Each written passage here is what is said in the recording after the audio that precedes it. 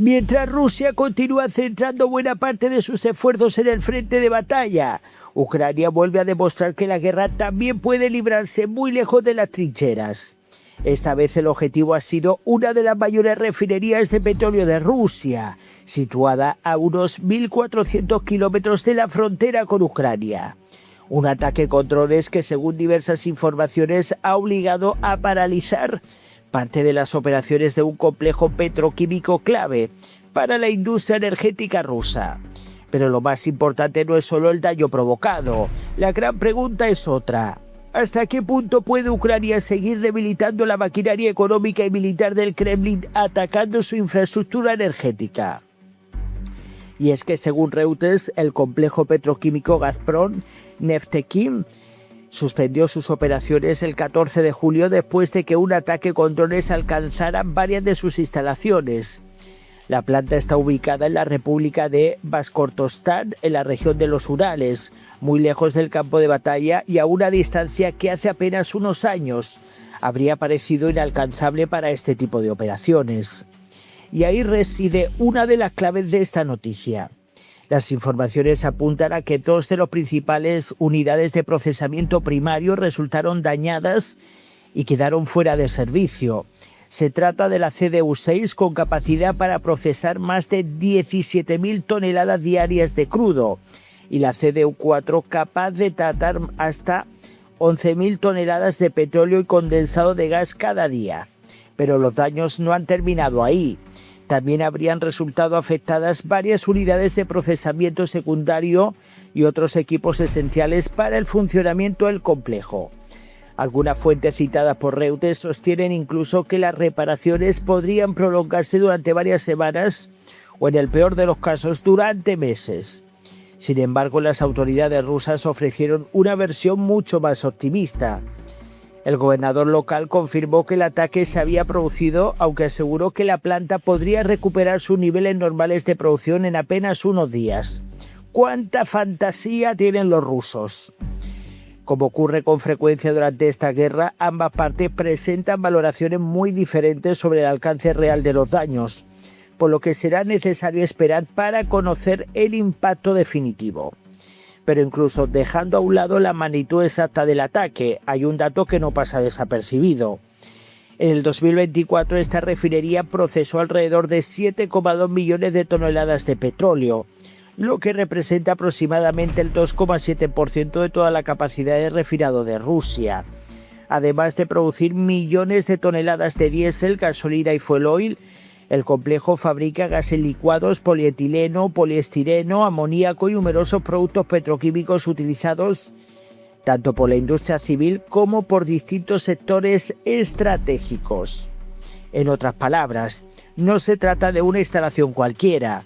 Cada interrupción en una refinería de este tamaño obliga precisamente a reorganizar parte de la producción, complica la logística energética y puede incrementar los costes de reparación y mantenimiento, aunque Rusia dispone de una enorme industria petrolera y de numerosas instalaciones repartidas por todo el país. Pues la acumulación de ataques contra este tipo de infraestructuras aumenta significativamente la presión sobre su sistema energético. Y aquí aparece un patrón que cada vez resulta más evidente, y es que desde hace meses Ucrania ha intensificado su campaña contra refinerías, depósitos de combustible, instalaciones industriales y centros logísticos situados dentro del territorio ruso. El objetivo no parece ser únicamente destruir infraestructuras concretas, sino obligar al Kremlin a destinar más recursos a proteger instalaciones estratégicas alejadas del frente. Cada sistema antiaéreo desplegado para defender una refinería es un sistema que no puede utilizarse en otro lugar. Cada reparación exige inversiones adicionales, personal especializado y tiempo, y cada ataque exitoso demuestra que la profundidad del territorio ruso ya no garantiza la misma seguridad que al comienzo de la invasión. Pero lo que ocurrió después resulta todavía más significativo. El ataque contra Salavat se suma a una larga lista de operaciones similares realizadas durante los últimos meses. Varias refinerías rusas han sufrido graves daños como consecuencia de ataques con drones ucranianos. obligando en algunos casos a reducir la producción mientras se llevaban a cabo las reparaciones. Aunque estos ataques no han eliminado la capacidad petrolera rusa ni han convertido a Rusia en un país, pues eso, con importador de petróleo, sí han demostrado que Ucrania puede afectar temporalmente a parte de la infraestructura que sostiene la economía y en cierta medida el esfuerzo militar del Kremlin. Ese aspecto tiene una enorme importancia estratégica. Los ingresos procedentes del sector energético continúan siendo una de las principales fuentes de financiación del Estado ruso. Cualquier interrupción en la capacidad de refinado, aunque sea temporal, obliga a Moscú a reorganizar su producción, a asumir costes adicionales y reforzar la protección de instalaciones consideradas críticas. Al mismo tiempo, estas operaciones también tienen un fuerte impacto psicológico. Durante mucho tiempo, muchas de estas instalaciones se encontraban a cientos o incluso más de 1000 kilómetros del frente y eran consideradas relativamente seguras. Sin embargo, el desarrollo de drones de largo alcance por parte de Ucrania está cambiando esa percepción y ampliando considerablemente el alcance de la guerra.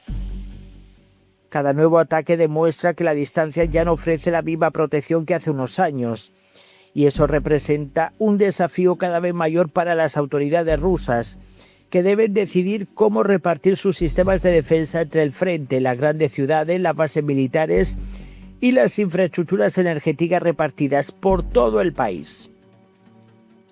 La gran incógnita ahora es si Ucrania mantendrá esta campaña de ataques contra el sector energético ruso con la misma intensidad durante los próximos meses.